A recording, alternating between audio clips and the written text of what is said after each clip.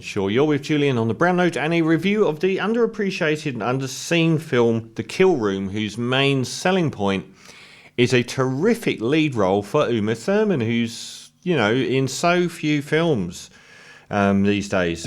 And I don't know if the director, Nicole Paoni, has done anything else. American director. I think this is her first film. Why have you gone all the way back to that? So I think this is her first film, and she's been in American comedic television up until this point. And the premise is, if obvious, and it's got pretty poor reviews, but it's still very entertaining. So what we get is Uma Thurman as a desperate modern art purveyor and owner of a gallery that's very unsuccessful, always undercut by other people, always on the verge of bankruptcy, and she's desperate to get some form of traction with an artist so that she can survive in the cutthroat world that's her life, which is this world of modern art and promoting new artists and eventually being famous and making a fortune and hanging out with people from the New York Times. And she wants all of these things, and she takes lots of drugs, and she's a basket case and terrific characters. It's the best character she's had in years. And along comes Samuel L. Jackson. Samuel L. Jackson works as a fixer for I guess, scary Russian mob guy. I didn't really catch what their ethnicity is, but they occupy the same space as a lot of American thrillers have, of these all-powerful Russian mob guys, and Samuel L. Jackson's sort of beholden to them, and he kind of works as the manager of Joe Manganiello, who's very famous. He's been in lots of stuff, but I still pronounce his name terribly, who's a hitman. Now, they find out that one of the people they wash money through is gone, and they come up with a new way of washing their money, and that is they're going to use Uma Thurman's failing gallery, and they're going to give her paintings by the Joe Manganiello character, which are rubbish and made up, and buy them back for a fortune, and then give her 10%, and effectively wash the money, because she's basically paying the artist, who is the Joe character. So Samuel L. Jackson gives him 100 grand, Uma Thurman takes 10 and gives 90 to the Joe character, washing the money with some legal trail that satisfies everything.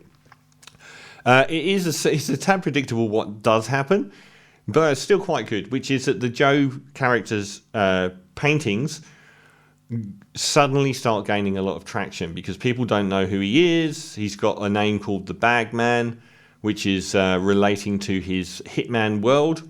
His art's very odd because obviously he's just splashing paint on the canvas, and he starts building up a reputation as this hot new artist because his paintings are selling for so much money.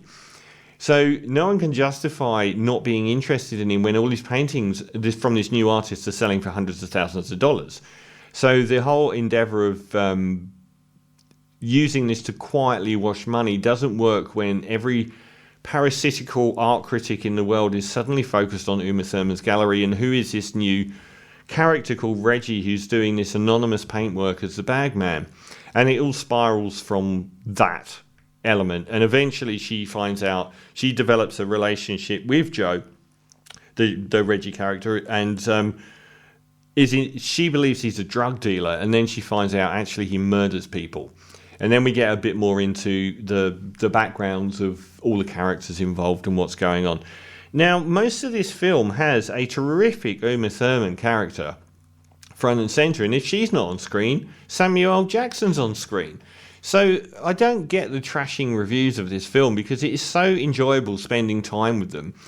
It is a tad obvious in its modern art is 3-year-olds scrawling on paper a bit, but I didn't think it was that simplistic, because the idea is that the work that Reggie produces becomes more better as he progresses, because it's pure animal instinct, and he is reliving the pain that he's going through being this hitman and pouring it out on the canvas. So it does actually, it's not like they're totally trashing the whole notion of splodges of paint on a canvas being this incredibly tacky, stupid, horrible thing.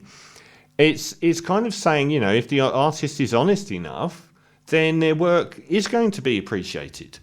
So I thought it was more complex in its reasoning around the whole sort of world of modern art, and the characters they throw up in the modern art world, including Maya Hawke, Ethan Hawke's daughter, who showed up in Once Upon a Time in Hollywood as a burgeoning new artist as well, who's kind of a de facto rival of Uma Thurman, given that she sort of ditched her as being a manager. They throw up some horrible, interesting people along the way. And I did notice there's another character played by Dree Hemingway, who is Marielle Hemingway's daughter. So this is a repository for nepotism, if ever there was one. Nepo babies galore. Samuel Jackson's is great. And Joe, I'm going to say the name wrong again, Joe Manganiello. What's his most famous role? He's True Blood was before he was in the films, but he's also been in an enormous number of films by now. I forgot what I was going to say now. So we get into his past as well, which is the fact that he actually, this is the first time in his life that he's felt he's been forced to be a hitman since he was young. And he suddenly sees a way out of that life and has opened up parts of himself that he's never opened up and so on. It's all fairly obvious, but it's done with so much wit, and I just couldn't take my eyes off Uma Thurman's character. She was extremely amusing, always on the point of collapse, smart and very funny, and a total basket case, drug-addled basket case. But I just thought I really enjoyed spending time with the film. I think the final third, where it gets into some capers sort of element, where they sort of set up this big sort of caper to end the movie on, I didn't think that was very successful. It was a bit sloppy, and it wasn't the strongest segment of the film. I probably like the opening the most, when we were getting to know the characters. And a fair amount of it's obvious, but overall, I thought it was a thoroughly enjoyable watch. So I think, you know, it's done a whopping $600,000 at the box office. It's only an hour and a half long, and, you know, why isn't Uma Thurman in more films? She's so terrific here. And the fact that we get this obvious Tarantino-esque movie, but we do get two top-notch A-list Tarantino performances from Samuel L. Jackson and Uma Thurman, which itself immediately elevates this high above a lot of the other films that have tried to be a Tarantino film. So hopefully this is a road back into mainstream cinema for Uma Thurman, who's just been wasted as an actress in recent years. And we've heard a lot about how she got injured on the set of Death Proof, I think, with Tarantino, and how that drove a wedge between them. She got seriously injured in a car crash, which Tarantino has admitted was, or taken the blame for, saying that he was far too reckless in making her do that stunt, and it caused her serious injuries and so on. And we are talking about a final third Kill Bill film. So all of this is hugely interesting to me. So I'm going to give it a 7.5 out of 10 for The Kill Room. Well worth tracking down. And from